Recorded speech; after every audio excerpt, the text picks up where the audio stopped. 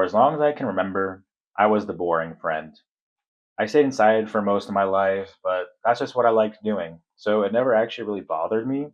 However, it seems to bother a lot of other people around me because they always said I never really did anything or I never hung out with them, which is kind of true, but I still do a lot of things to this day. I just enjoyed my own company for the longest time that I didn't really realize that I was the boring friend. I enjoy my creative disciplines, whether it be art, music, fashion, learning instruments, DJing, and whatever I can get my hands onto that puts me in that kid like state again. I miss it. I just like learning something new and getting better at things, or just getting better at skills I've been working on.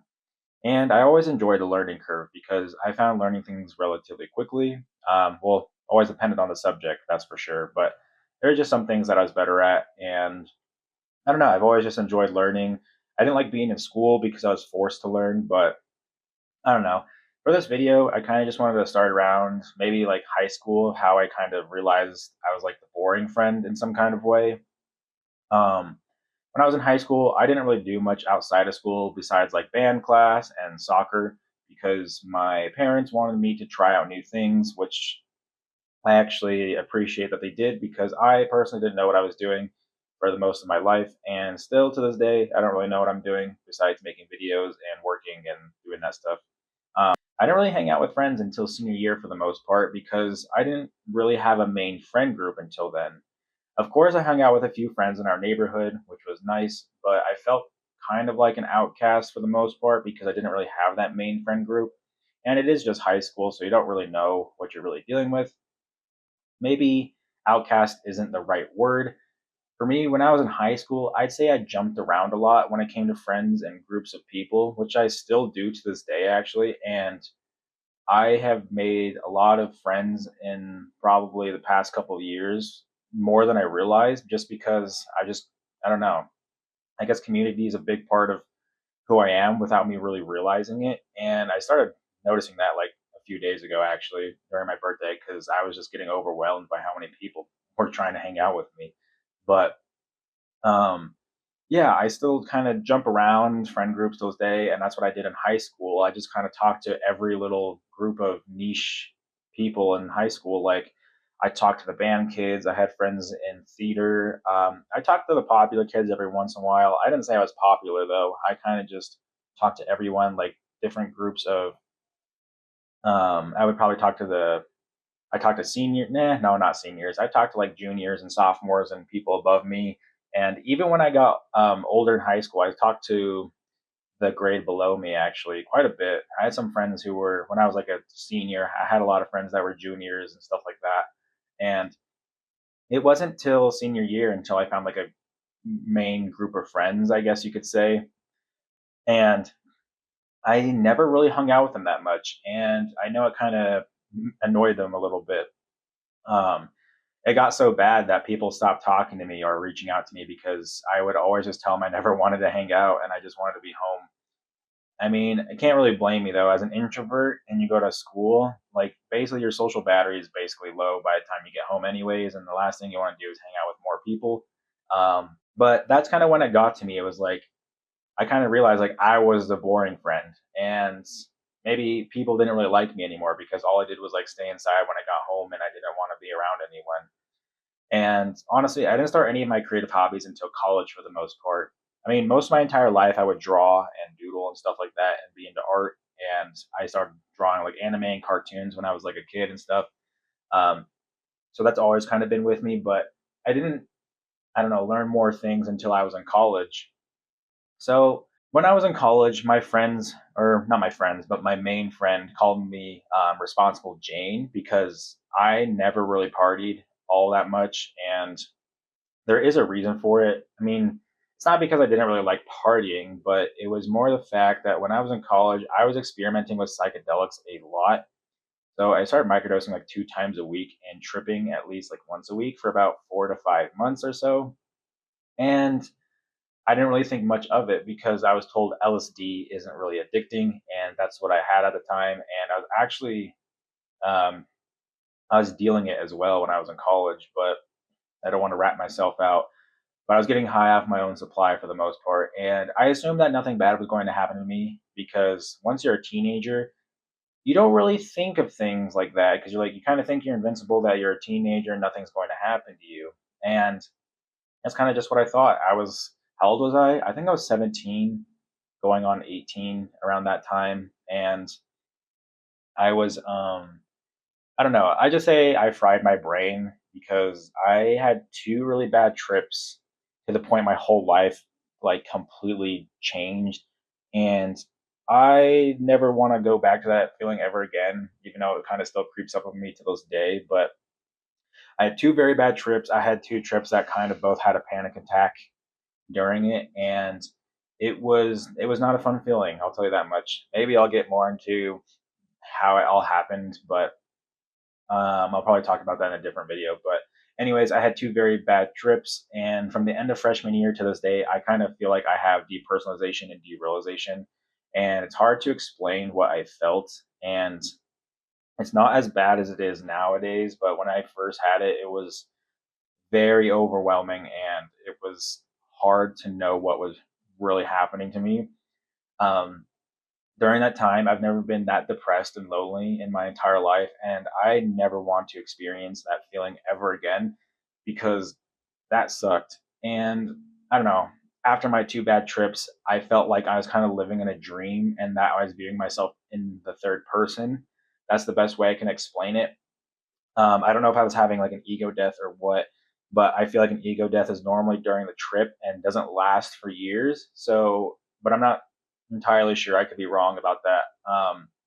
Anyways, I couldn't be around weed anymore because it just gave me panic attacks. I would get panic attacks pretty regularly once I stopped tripping, and weed definitely didn't. I did not like being around it at all.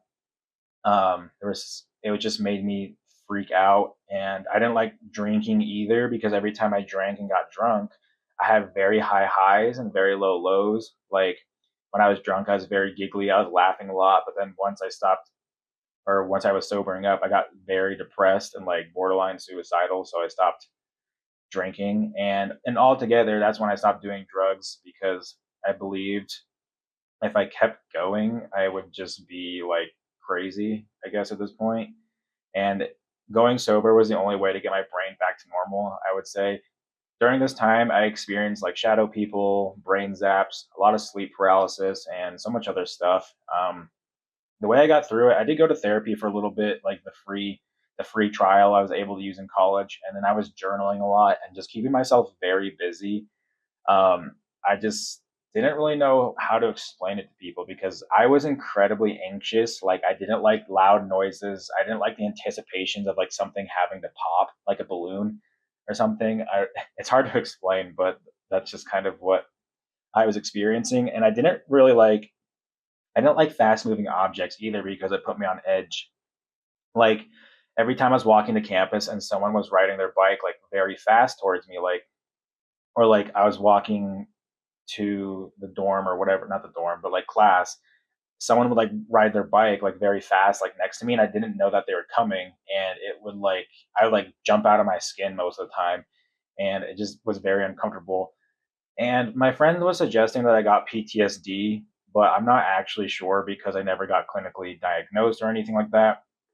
All I know is that schizophrenia and bipolar run strongly in my family, so doing all of those psychedelics was not a good idea. But I was just a kid, and I didn't really know any better, and I didn't really know what any of that stuff meant. So if I kept going, I would have. I don't know what would happen to me, to be honest, but I'm just glad I stopped because I had like a couple wake up calls that were like just slapping me across the face and telling me to stop, anyways. Um, so the only way I got through to where I am today is that I just put myself on a very strict schedule, like almost down to the minute. I don't know, I guess you could say it was. I just kept myself very busy. The only things I really did was go to class, work out, eat, make food, go to work, and start learning new creative skills during this time.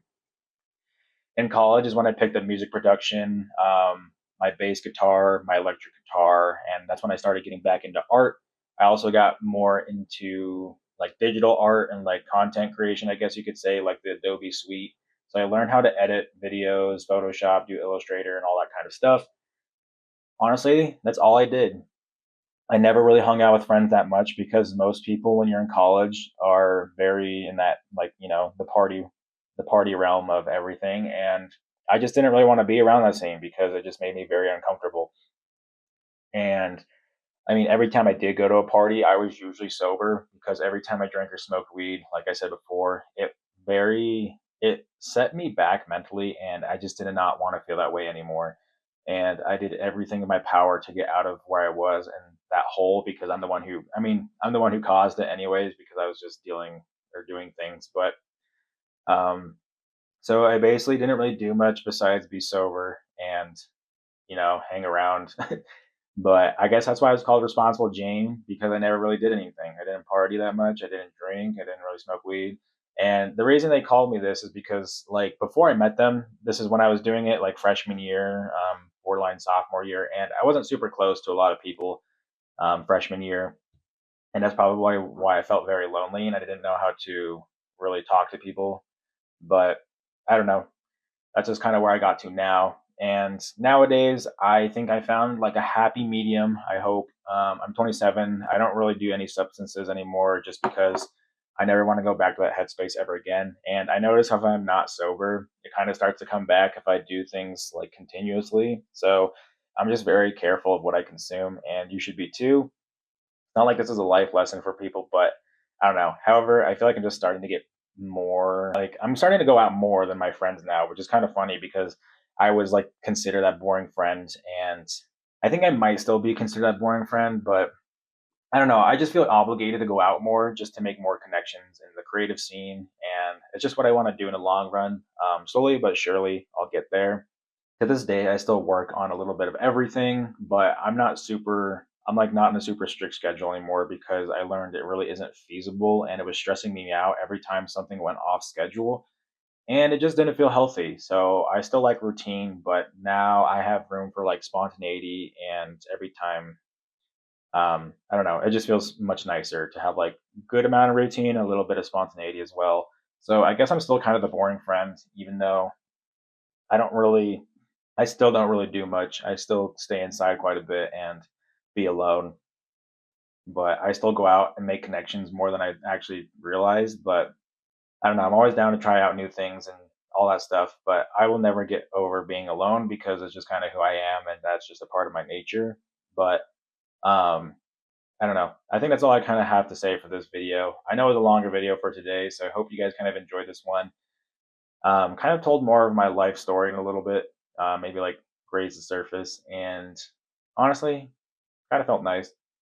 But I haven't done a recap in a while, so I actually really like how my team is turning out, and I'm excited to see who else I can grab. I'm hoping I can actually get to the sixth gym and start doing that today because I kind of just wanted to train up a little bit.